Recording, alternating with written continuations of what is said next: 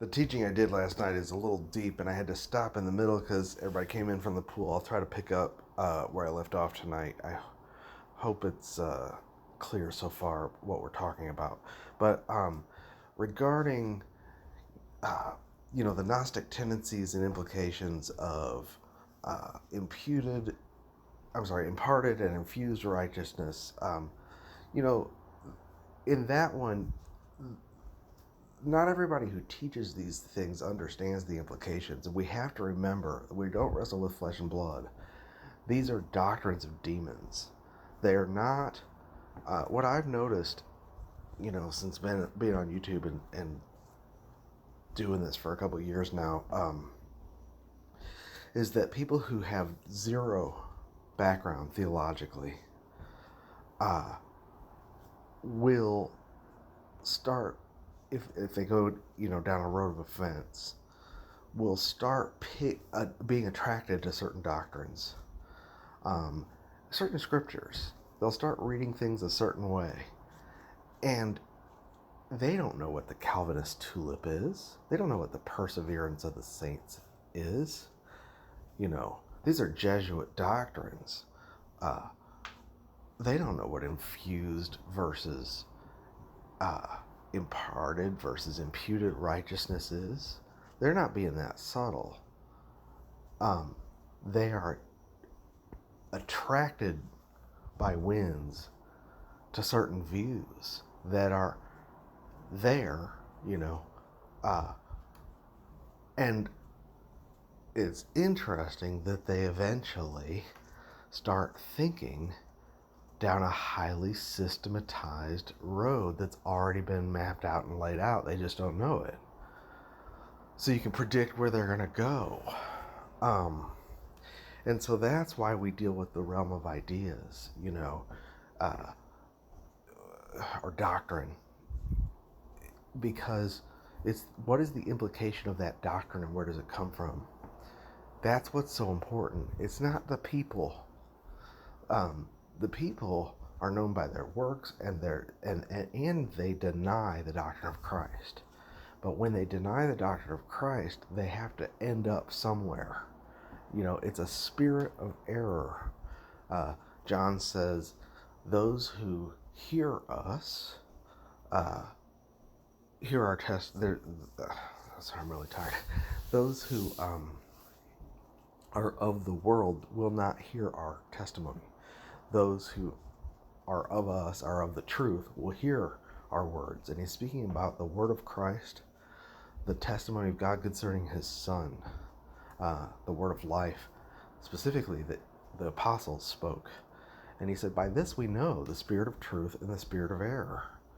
You can see when the spirit of error is operating because they cannot receive the words of the apostles in context. There's always a twist. But those twists are not random.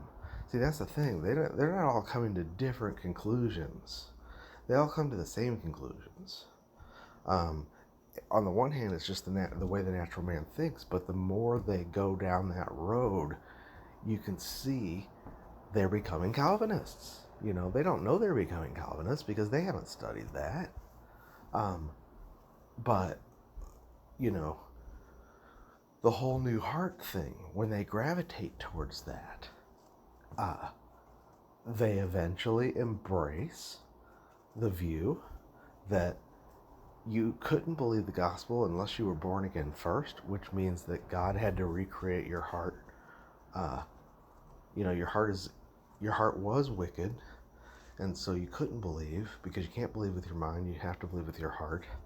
And since the heart was wicked, God had to recreate it first before you could believe, which means he chose you to believe, and therefore it's the elect that are saved. That's, and the way if someone's saved is by the fruit, because it's about believing with your heart and not with your mind.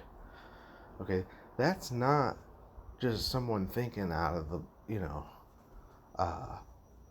the blue. That is highly systematized road of doctrine that's already been laid out and articulated in so many, in a very formalized way. But somehow these uneducated housewives come to those conclusions on their own, right? Just as we see people coming to the conclusion that Christ is everything. Christ is our life. I can't be justified by works. It's a harder road because we have to learn from our experience.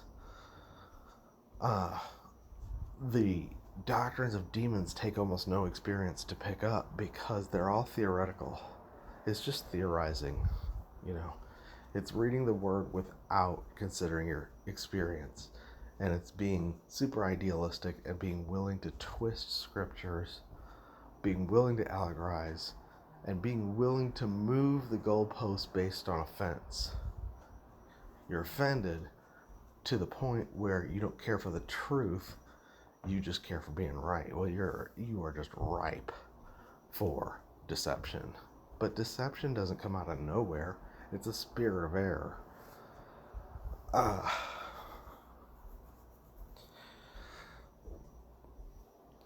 That's one of the things I say is I don't trust anybody who had a channel, was lordship, and now is grace, and suddenly made a turn, but they still have a channel, because they're just parroting language. They have, the truth of God is learned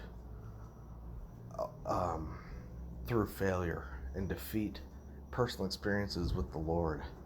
And then you hear words that confirm what he's showing you in the word. It's like you're groping and you find your way out. It's a much more honest pursuit than just an intellectual, I'm offended and I'm looking to be right in an argument. But what we see a lot with YouTube is people who they run with a certain crowd they like, and it gives them a sense of identity. And while they are with that crowd, they'll use their language. And then they'll get offended and change their mind and go run with a different crowd and use their language. And it doesn't matter what the truth is. When you see people flip-flop like that and change their views on major doctrinal positions overnight, the New Covenant thing, that took me years to really say, where do I stand on this? And am I standing firmly that this is really what I believe? Or, because even at the beginning of my channel I said, some people believe this. I was still not ready to say that I was 100% convinced. I've been seeing it for a couple years, but I kept looking and it just became, especially when I went into Hebrews and I saw he's using the New Covenant not to say we're under it. He's using the New Covenant to say to the Jewish believers that the Old Testament anticipated that we were moving away from Moses. You're not apostatizing from God. You're being obedient to the present truth. But there's still a mystery. And this mystery really is tied up in Christ, who is the seed of Abraham and the seed of David. And there's another covenant, the everlasting covenant. And Hebrews makes its appeals to that covenant, not to the new covenant. The new covenant is just used as a supporting argument to the fact that the priesthood is going to change. The Levitical priesthood is waxed old. The law of Moses is waxing old. And that the temple is no longer the focus. And that the prophets anticipated it. But the prophets did not clearly point to where we stand in the heavens as partakers of the heavenly calling. That's new. Hebrews 3 says, therefore, brethren, partakers of the heavenly calling, and speaks about our great salvation where we're being brought into glory as brothers of Christ and co-heirs together with him. That is something that was, we see prophecies to Christ, in the covenant of David and the covenant of Abraham, but we don't see us in those until Paul comes and says, you were baptized into Christ and have put him on, and that's why you're sons of God and Abraham's seed.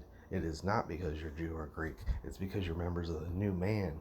And this was a mystery hidden from the prophets and hidden before I was given a dispensation of the grace of God to reveal this truth. And you can set a date on it that this truth was not revealed before, we're going to do a timeline. I need to get those dates squared in my head. This truth was not revealed before Paul was saved in Acts 9. It wasn't revealed in Acts 2. It wasn't revealed in Luke. It was in the... so tired. It was in John, because John is a Pauline gospel. But you don't see in the synoptic gospels, because those are focused on what the prophets revealed. They're a confirmation of the prophets. Christ is the minister to the circumcision to confirm the promises to the fathers and to receive. He's the heir of the covenants. And then you definitely don't see it in the prophets. You can't see in Ezekiel 36 and Jeremiah 31 our position in Christ. The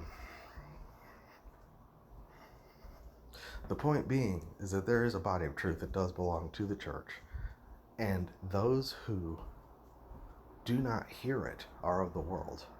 They're natural, they're carnal. If they reject it, it's because there's a spirit of error operating. It's one thing to not understand. It's another thing to reject and to blaspheme. And see, again, this is not about personal drama. This is not about what they say about us. It's what do they say about what we teach? Can they even hear it? And if they can't, and they're opposed to it year after year, there's a reason. And they are drifting down a line that's already been all laid out for them. They don't even know it. They don't know they're articulating the tulip.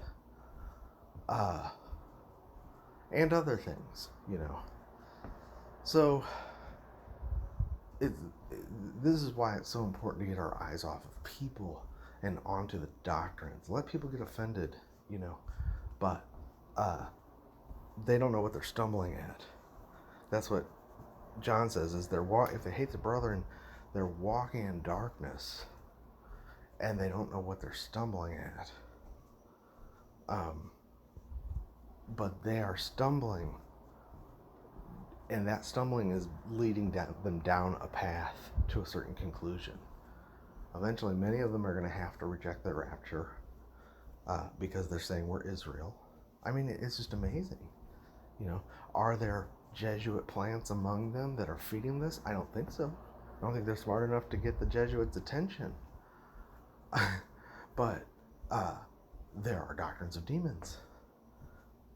That's the point, is they're winds of doctrines, and winds have a direction.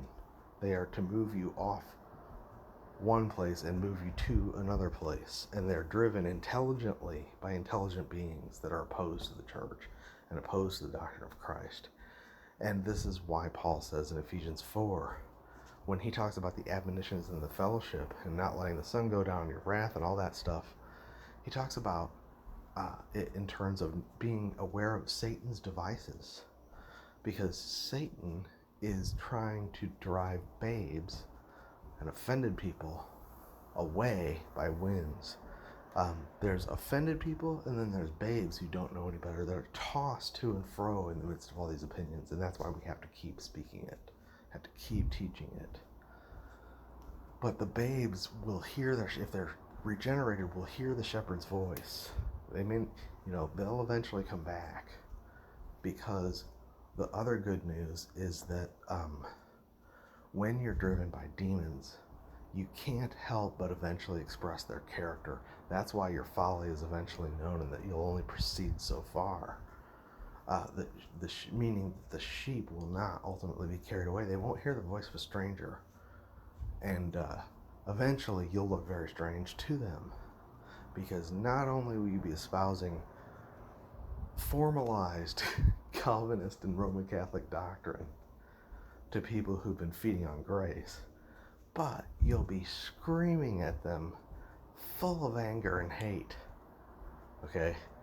Meanwhile, those who feed on the doctrine of Christ, there's a rest that comes into their being, and there's a peace there, which is another reason we need to be sure we're focusing on the doctrine of Christ and not on the people. Okay, we do have to expose the motives. We've had to speak to the motives and say, look, this is where they're going and why, you know. But now we let the winds drive them where they will, and they'll manifest what they are. God will take care of that. You know, many of these people are not believers. And I'm sorry to say it, but we do recognize people by the testimony until they start fighting against the testimony. Then we say, they won't hear the testimony of God concerning his Son. They won't hear the doctrine of the apostles. They've gone out from us.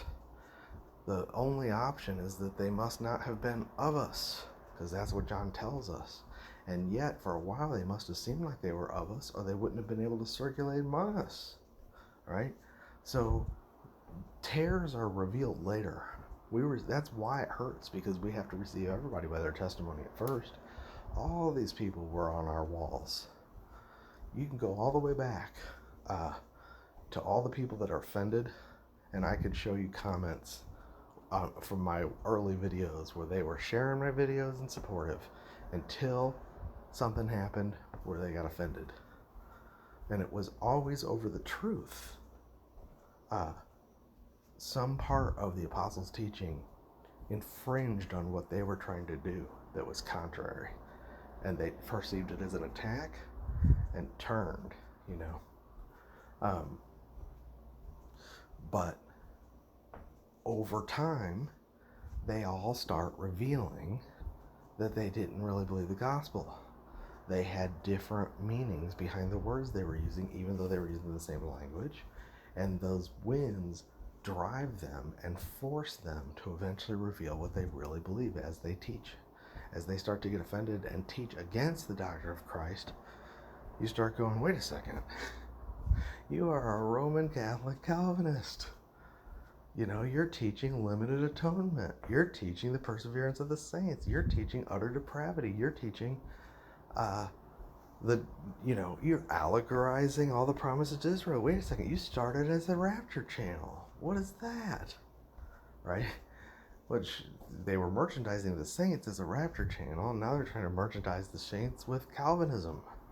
They don't know that that's what they're doing. They like the Bible, and they like to argue, and they like to be right, and they're offended if anybody says they're wrong.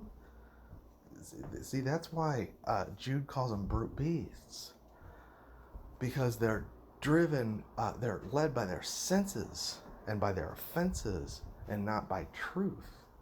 But behind it, there's a spirit of error that is a kind of shepherding over to Baal's pig slop. They're going to the pig slop.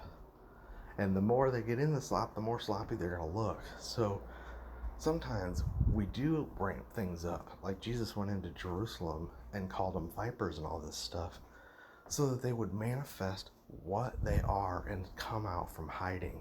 Because they were all pretending like they were the most loving people on earth till Jesus came along. You know, and when they said, we have no king but Caesar, crucify him, they revealed that everything that they had stood for was a sham.